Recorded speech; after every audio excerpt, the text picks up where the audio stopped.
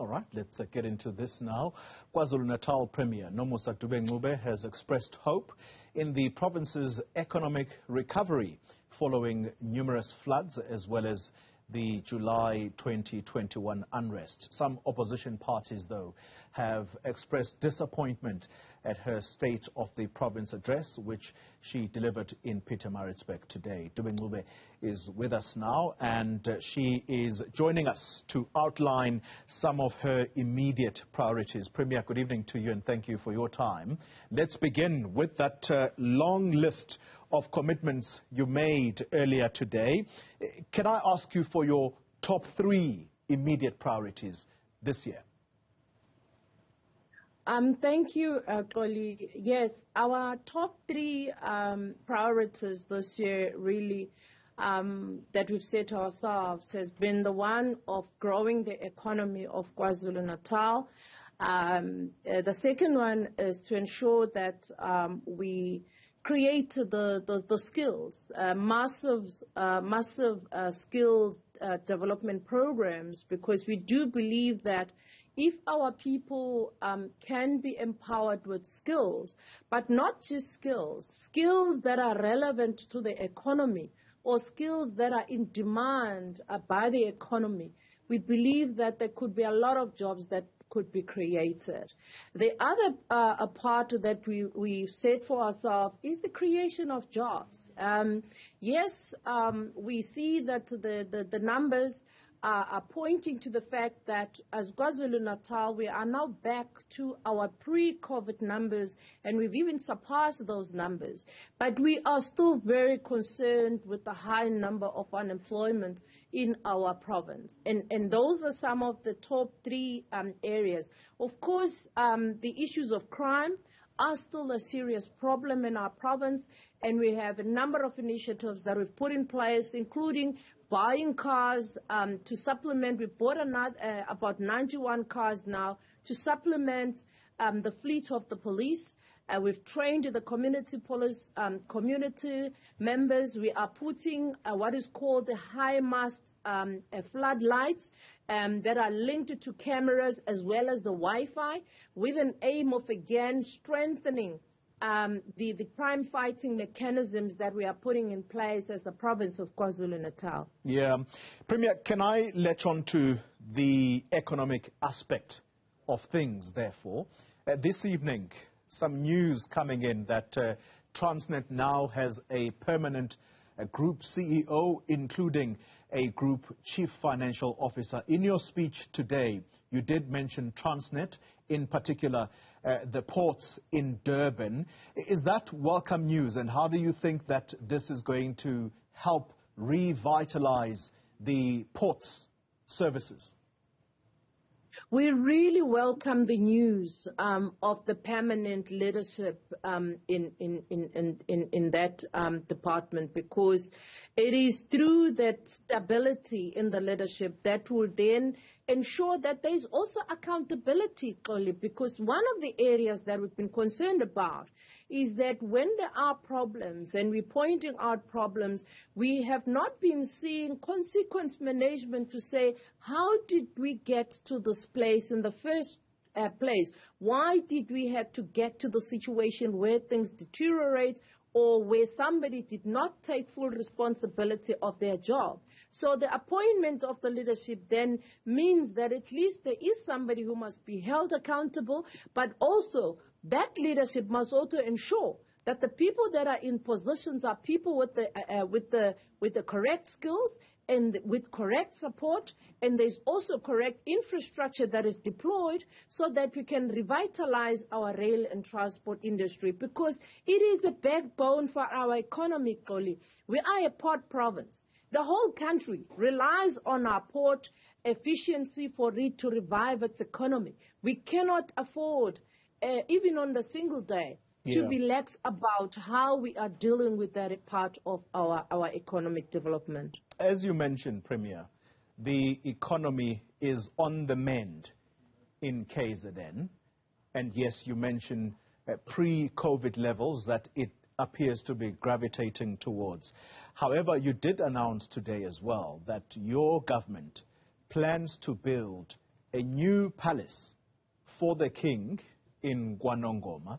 Is this budgeted for? How much do you think it is going to cost your government to build this palace? Yes, Xoli, it is budgeted for. And at the moment, they are busy with the plans, finalizing the plans, because it will depend on the topography, but it will also depend on the place where we are supposed to be building that place. But I must also say that this is not just a palace for the king. This is a palace for the whole nation, because that is where things are, activities take place, but also it is a workplace for our king. Was it necessary? Would it not have been perhaps reasonable to refurbish the existing structures? Why a brand new palace? Because there is no existing structure for our king at the moment, Oli. The palaces that are there belongs to the king's father, the late king, Goodwill Zwelithini, and the queens live in those palaces, and there is no way that the king can then assume the palace of his father, because those belong to the father. But also, they don't even belong to the father, by the way, Xoli. They also belong because if you know the areas, they are situated in in different areas. And each one of those areas, they are responsible for Izizwe. And that is where they reside. And that's where also functions take place and all other activities are taking place. So it was not possible. If there was any place or any available place, we would have definitely refurbished that. We would have utilized the existing infrastructure if it was available. Let's talk about crime. You've mentioned crime. Contract killings are a persistent problem in KZN. Are there any new strategies that you are working on together with the law enforcement authorities to try and rid your province of this ugly phenomenon? Yes, Xoli, we are working very hard. In fact, we commended Lieutenant General Mkhwanazi and our Minister of Police, Xoli, because we are really seeing a lot of progress in terms of fighting crime in KwaZulu-Natal. You know, the breakthroughs of cases that we've had is massive. The number of wanted criminals and suspects that are in custody right now. You know, most wanted criminals are in custody. Others are already attending courts. Others have already been sentenced. And we've really seen, a number of detention increases of 9.6%, or about 2,419 cases that we are talking about right now. But we've also seen areas like, hostels, areas like the townships, areas where there was a lot of even taxi violence. There's been a lot of stability in a number of those areas. That really points to a lot of work that had to go through by our police, working hand in hand, supported by our communities and some of those sectors. So we are really aiming at continuing to stabilize the province, continuing to make sure that we also train communities. You know, we have programs that we have right now. One of the programs is aiming at training young people, particularly so that they don't even get to a situation where they commit crimes, but even those that need to be rehabilitated. We have programs like those now, using other young people as well as ambassadors to make sure that we really get into young people to ensure that we rather prevent things, crime from happening. Yeah. If you look at the cross-border crime, Oli, it's been a serious problem in our province. Right now, as I'm talking to you, you hardly hear of car hijackings, cars that get hijacked and taken, across the borders, because of the special task team that the Minister of Police deployed in our borders there.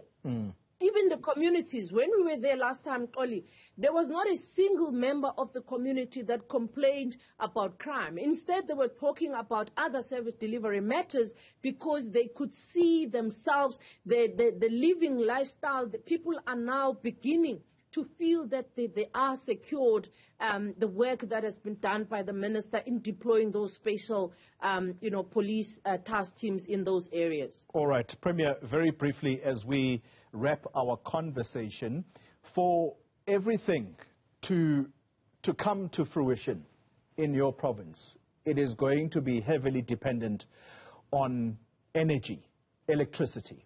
The Minister of Electricity was in your province recently, engaging the business community. What is it that he has promised that will hopefully turn things around quickly? We're working with the minister, as you correctly say, and in assisting the minister, but the whole country. As we talk to you, we indicated that we've designated the Richards Bay as a gas to power hub. Right now, we have about that area on its own, the hub that has just been approved by the ministers of energy. It's going to make us get about 3,000 to 5,000 megawatts, which is something that is even going to assist the whole country of South Africa to rid itself of load shedding. This is part of the integrated resource plan. But over and above that, we have quite a number of projects that we put in place. There's a project we call Mombasa Energy, which is a project that is also going to be giving us about 300 megawatts. We've got another one that is gasification that is also going to be giving us a number of watts. We have what is called the battery energy storage programs. Yeah. But over and above that, what we've also done, working with municipalities like eThekwini, where we're now helping businesses to be isolated and to be able to have their own energy producing capacities so that at least they can also be sustained even in case of load shedding. Economies don't get crippled by that. All right. We've just got help for generators. We were able to supply these generators to small and medium enterprises. We supplied generators to the schools, to the communities, to just help our people so that at least we deal with the issues of energy. Okay. But we are working very hard in making sure that not only is KZN sustaining itself, but the whole country as well is supported through this project in ridding ourselves of the energy crisis. KZN Premier Nomusa Dube-Ncube, thank you very much for your time.